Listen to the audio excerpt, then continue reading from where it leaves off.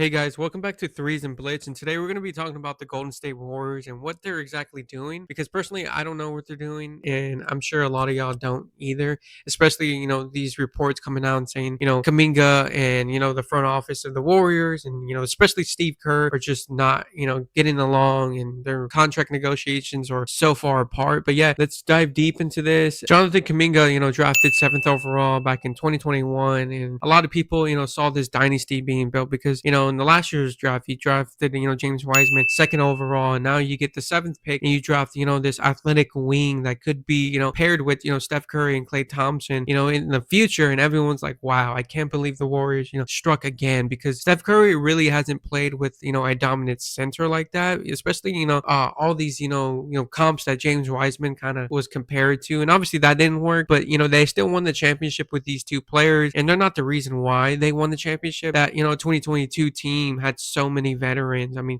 Steph Curry, Klay Thompson, you still had Draymond Green, you still had Looney, you had, Gary Payton Jr. You had all these, pieces around, a Steph Curry, Klay Thompson backcourt, and it just all worked out at the end. And obviously you can't keep all these championship players around, Steph Curry and Klay Thompson, and that obviously didn't work out long term because Klay Thompson left, and then you lost Looney this offseason, and Gary Payne's still there, but is he as effective as he was back in 2022? And we just don't know because we thought Kaminga was going to take that next step, and it's just between him and Steve Kerr, defensively and even offensively. Steve Kerr has spoken out. When you have a guy like Steph Curry, you have to get him the ball no matter what the situation is. If there's 2 seconds left in the shot clock, you should be looking for Steph Curry, and that's kind of what he said in an interview, and kind of outing Kaminga. And that's not going to go well with a lot of players, especially a young player that kind of needs that confidence. And I was super high in Kaminga, especially that 23-24 season. He played 74 games, averaged about 26.4 minutes a game, 16 points a game, 4.8 rebounds, 2.2 assists. And I was super high on that. And I was like, okay, he's coming off the bench. He's not playing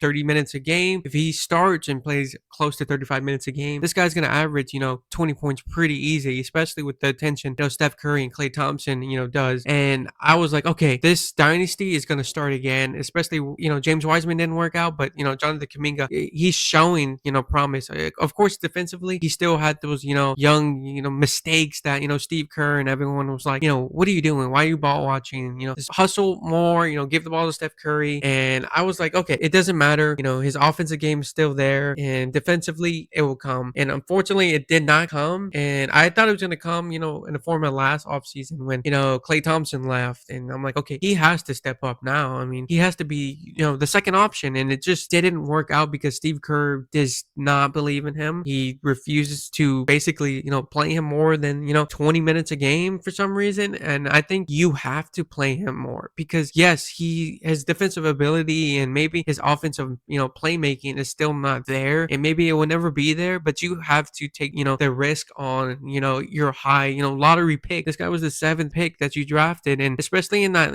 contract year, everyone knew like, okay, they're gonna have to figure out what they're gonna do at the end of the season. Are you gonna trade him? Are you gonna extend him? And now you're in this predicament that, hey, Jonathan Kaminga does not want to play for the Golden State Warriors. He does not want to play for Steve Kerr in that front office, and he doesn't care that he won a championship with Steph Curry and all of them, because now he wants his money that he thinks he deserves. Obviously he does not deserve, I believe, $120 million or even $100 million, but does Jonathan Kaminga deserve $60 million?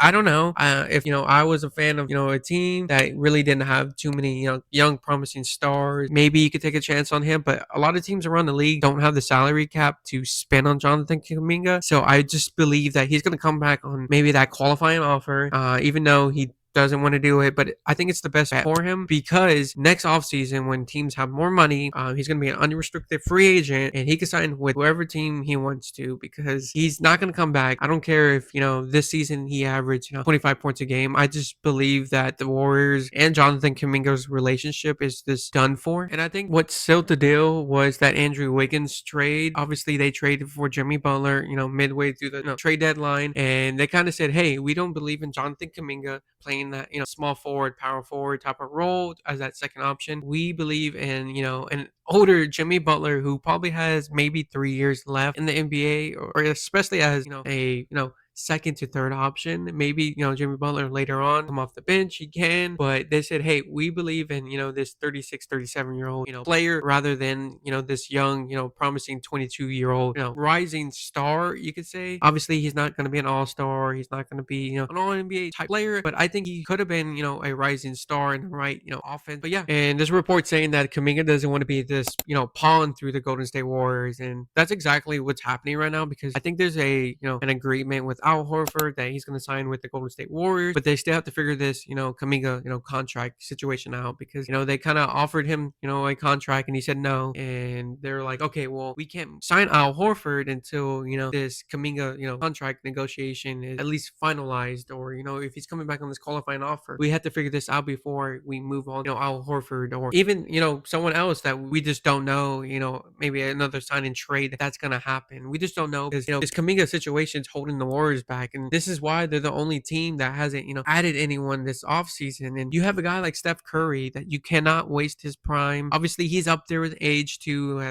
37 years old. So he probably has, 2 years of, being that number one option left, maybe 3 years. I mean, we've seen, obviously LeBron James, be that number one option. But now we're kind of seeing him in the Lakers saying, hey, we're focused for the future. And this is why we're going to trade for Luka Doncic and, trade AD, because, we just don't believe in, you and AD anymore. This is not, 2020 when y'all won the championship. This is, 2025. So yes, I do expect Kaminga to either be traded before the trade deadline, or to have the Warriors saying, hey, we're willing for you to, continue to play off the bench, or, start, a couple games. If you help us, you help us. Either way, I don't think he's going to be back. And hey, if he doesn't work out, you could always, take him out the rotation again, just like Steve Kerr did, or, him just come off the bench. But yeah, I don't expect Kaminga, if somehow he averaged, a career high 25-point game, and, he has this breakout season, I don't expect him to even think, especially if he's going to be an unrestricted free agent, and a bunch of teams are going to have,